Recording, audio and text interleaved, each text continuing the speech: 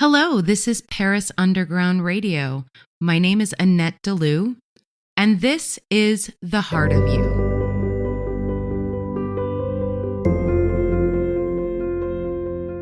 Hello, and welcome back to another episode of The Heart of You. Today's episode is going to be about divination. And no, it's not just a class at Hogwarts. Essentially, I'm going to show you how you can choose the right divination tools for you, as well as how to use them and what to do when you're getting answers that you don't understand. Right now is a really great time to grab a pencil and paper or take notes on your computer while you are listening to this entire podcast. Let's start with the basics. What is divination exactly? Divination is simply a means in which you are speaking with your higher self, your guides, your angels, whatever you would like to call them. It is entirely up to you. Divination is a means in which you can get messages from God and the universe. Now, if you already have incredibly strong intuition and you're able to have this type of communication with the universe without the use of tarot cards or any sort of tools, then fantastic. You don't always need divination tools in order to get your messages. It's just easier for a lot of people sometimes to be able to start with divination tools, as it gives you an opportunity to see the difference between what are your thoughts and what are the messages that are coming through from the universe. If you are not feeling guided at this time to utilize divination tools, it's totally fine. It's definitely a timing thing.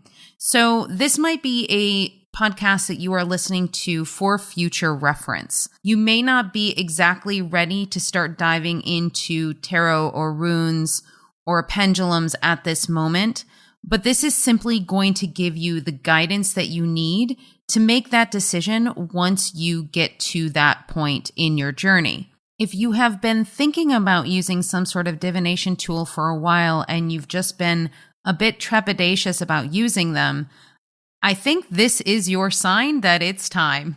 Let's talk about why you would need to get messages from the universe.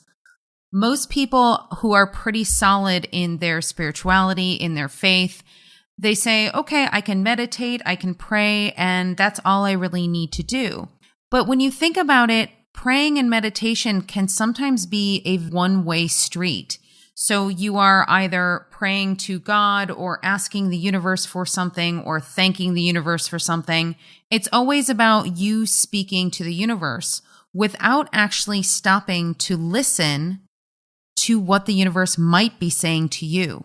The messages that your guides and your angels might have for you at this moment might be really, really important for new decisions you're going to be making. Or let's say you're trying to apply for a new job and you don't know which one would be the best for you.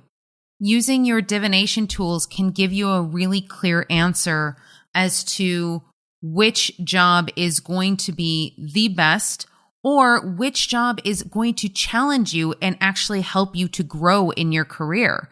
So it's not always just the best job for you.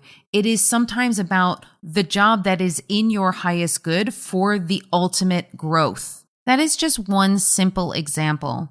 The one reason I would say that divination tools are misused or misinterpreted is a lot of times people want to use them solely as a means to predict the future. Now, I'm going to put a little caveat here because predicting the future is really tricky business. And know from my own experience that I have worked with clients who have wanted to know what is going to happen in the future.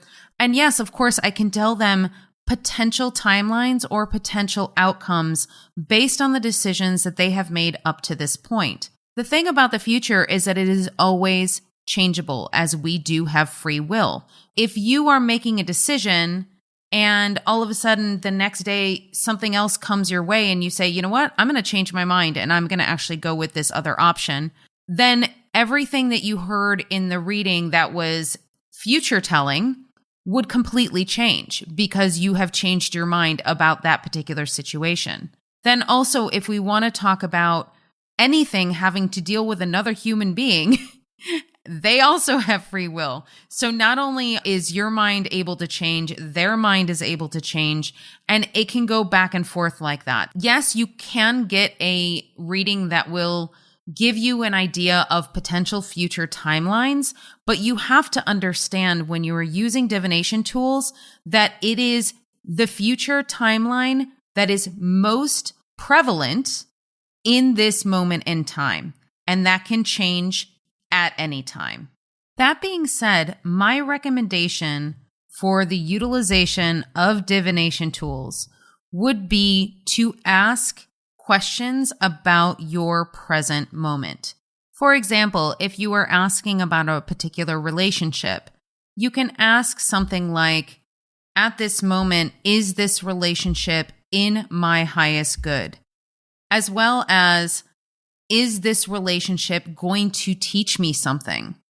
You can ask questions like that as opposed to, oh, are we going to be together for the rest of our lives or things like that? Because when you start speaking in absolutes like that, it becomes very hard to determine what the actual messages are.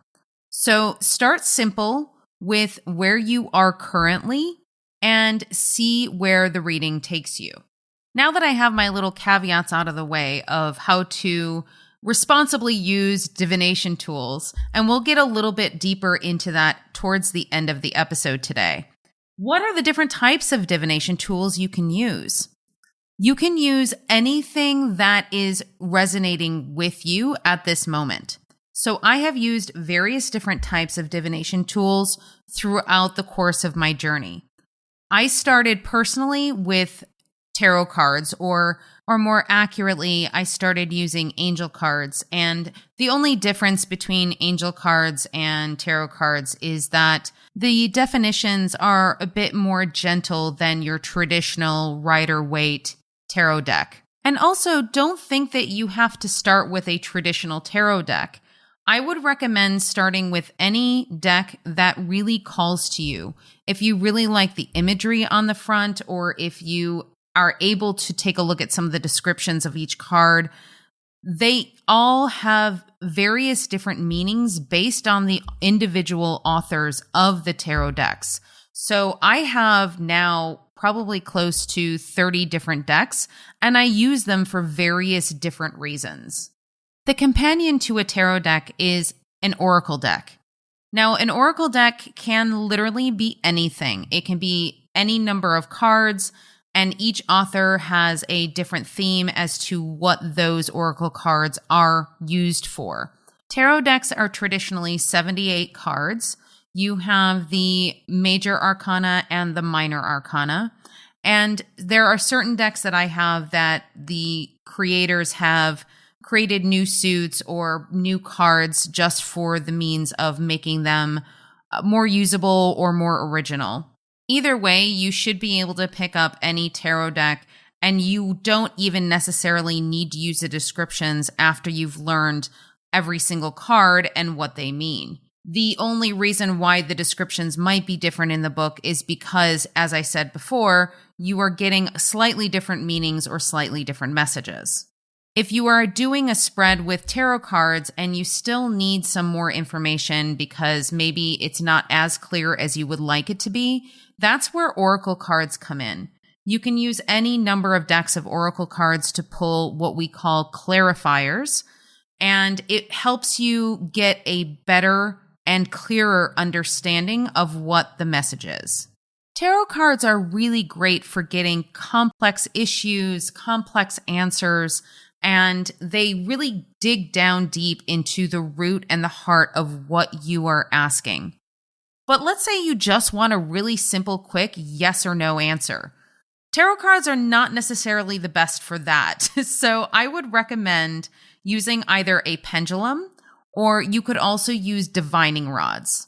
Both of these tools are really amazing at giving you simple yes and no answers. When I utilize my pendulum, which I pretty much use on a daily basis, it will give me the solid yes, the solid no, but there is also a motion that it uses when it's either a maybe or maybe there is not an answer to be given at this time. I use it for very simple things throughout the day, such as, is it in my highest good to drink more water today? Anything having to do with your health and your body, what vitamins you might need, any sort of nutritional questions you have, you can simply ask the pendulum, is it in my highest good to? And then whatever it is that comes after that, and it'll give you the answer. I have also been known to bring my pendulum to a store. So if I'm about to buy a certain thing, I will actually use my pendulum to see if it's in my highest good to buy that particular item. It has a lot to do with what your higher self is seeing for your potential happiness, as well as your higher self does know what is going to be happening within the next 24 to 48 hours. So if you are asking something like, is it in my highest good to go out with my friends tonight? And the pendulum says no, simply, it could just be because you need time for recovery, you need time to rest or recuperate your own energy, or maybe that something is going to come up that's going to be a lot better for what you need at this moment. Those are just a couple of very simple examples of how you can utilize a pendulum on a day-to-day basis. Your divining rods are a little bit larger, and you can use those for the same types of questions. I typically would just keep those at home. A pendulum is much smaller. You can keep it in your purse or your bag, your wallet. You can keep it anywhere. So it's something that is much more portable. So if you want to have it with you while you're out and about on a day-to-day basis, it's a really great tool to have. Books are another really wonderful way to get messages and answers from the universe. I'm sure you have all done this in the past, maybe as a child, where you just open up a book and you point to it, and whatever that message is, that's what you read. And essentially, that's exactly how it works. Now, there are several books out there that you can research online. There's one that's called the Book of Answers. And all you do is you simply take a deep breath, place your hands on top of the book, ask your question, flip through the book, and stop when your intuition says stop. And that is your answer. It's super, super simple. You can utilize that method for any book. For example, one of my favorite books is The Alchemist. So I might use that book if I am called to utilize that as a divination tool. I also have various different books that are on different spiritual subjects that would also be really effective for that means of getting messages. There are several other types of divination tools that I'm going to mention here. I personally do not have any experience with these, but they have always fascinated me. But if you have ever heard of runes, those are the Nordic stones that have engravings in them. They can either be stone or wood, and they can give you some very simple, clear answers for the question you may be asking. They are really good at giving you potential hidden messages or things that you may not be seeing at this time. Make sure you tune in next week for our part 2 of the Divination series. I will be interviewing Talisa and Sam, and we will be going in depth about runes, so you can learn everything there is to know about using them as your divination tool. They will also be discussing other ways that they have used divination and their experience. So I'm very, very excited to have them on the show. Make sure you tune in next week. We will be right back with The Heart of You after a word from our sponsors. Welcome back to The Heart of You on Paris Underground Radio. The I Ching is another form of divination that utilizes an ancient method of interpreting hexagrams made up of equally broken and solid lines. The solid lines represent the yang energy or the masculine energy, and the broken lines represent the yin energy or the feminine energy. From the brief research I have done on the I Ching, it is an incredibly complex method of divination. There are various different ways that you can do it. There are various different tools you can use within the I Ching. So if this does interest you, I would highly recommend picking up a book or maybe watching some videos on YouTube to find out more about this wonderful divination technique. These are just a few of the divination techniques that I am covering here. There are so many more out there that you can play with.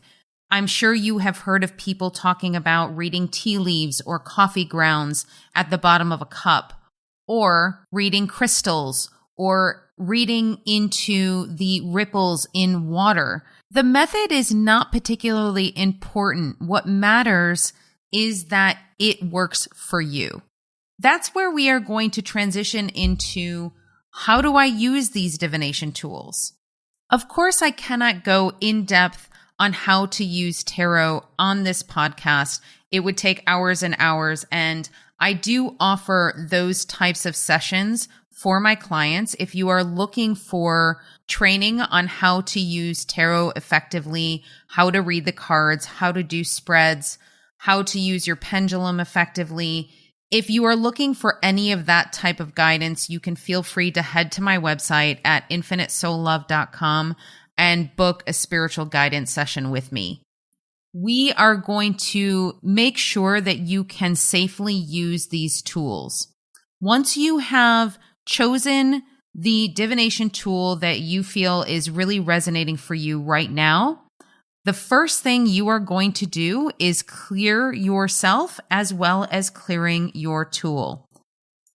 If you haven't listened to the third episode of The Heart of You, I would recommend going back to listen to that episode because it goes in depth as to how and why you clear yourself, as well as your tarot cards, your pendulum, anything that you are using in order to get clear answers.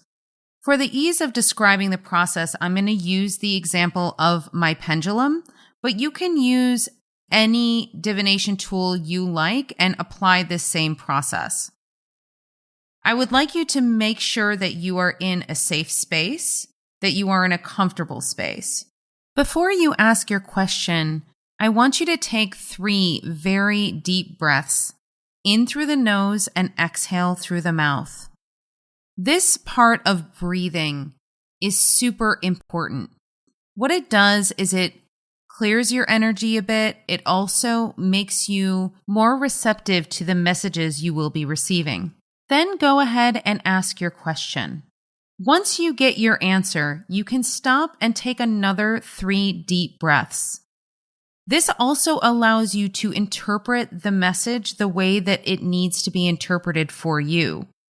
This process can sometimes be a little scary in the beginning because you might be worried about what answers might be coming up, what you might need to change in your life, or just simply you are wondering if you are accurately receiving these messages. One way that you can start having confidence that the messages are in fact accurate is practicing with a friend. When you start practicing and doing sessions and readings with friends, it actually starts giving you some confidence that the messages you are receiving are in fact real and very true. When you are simply doing readings for yourself, it's often hard to decipher what is part of your emotions, what is part of your thoughts that are going throughout the day, and what is actually your intuition and your guidance. So have fun with it. Don't take it completely seriously in the beginning. If you're getting together with a friend and you're going to give each other readings, make sure you're talking to each other, because the more information you have and the context you have about the situation that, let's say, your friend is asking about, the more accurate the answers are going to be.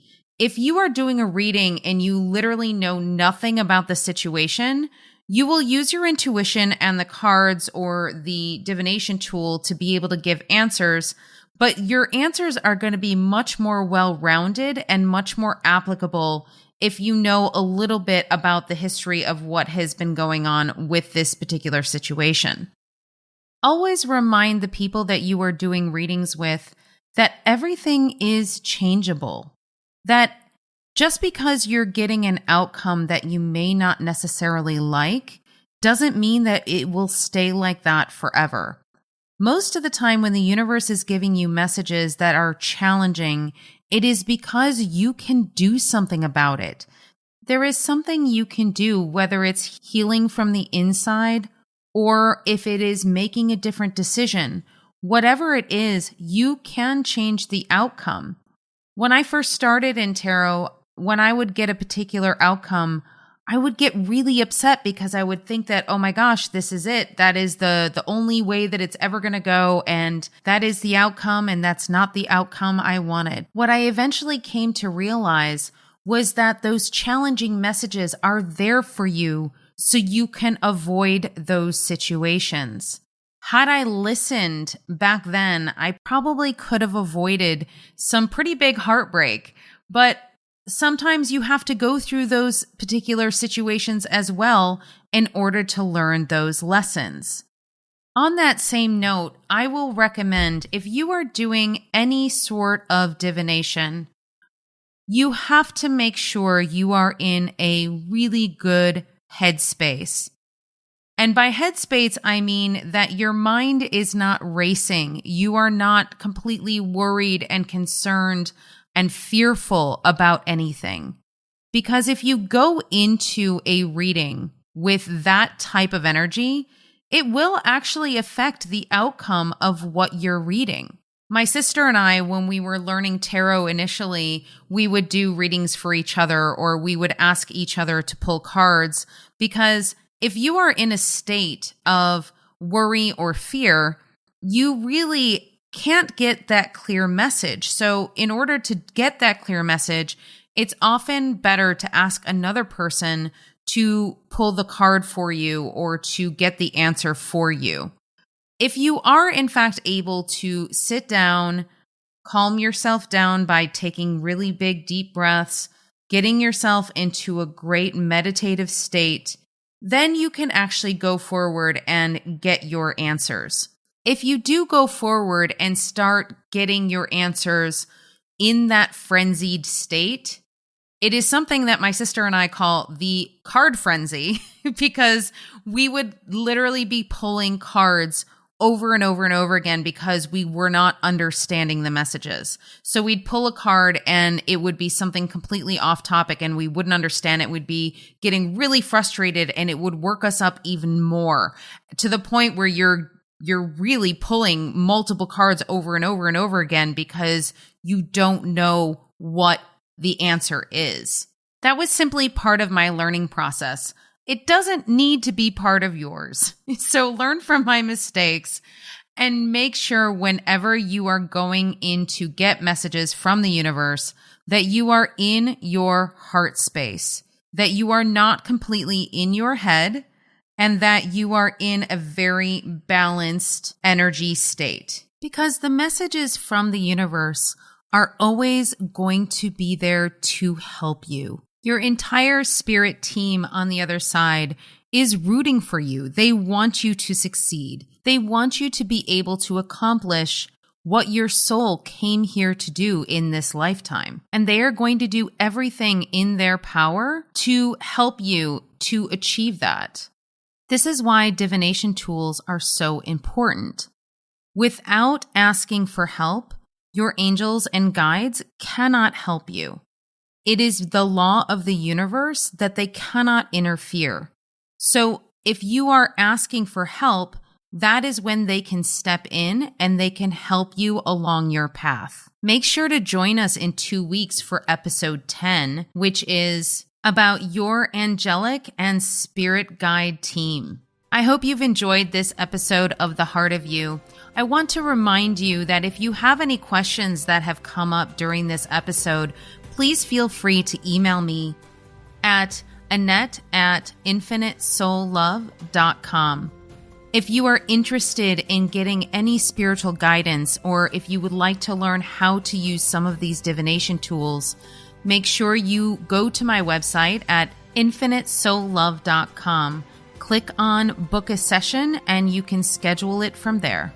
I would like to thank Paris Underground Radio for hosting this podcast, and make sure you're going over to social media and giving them a little love. You will also get more information about my podcast as well as others at parisundergroundradio.com.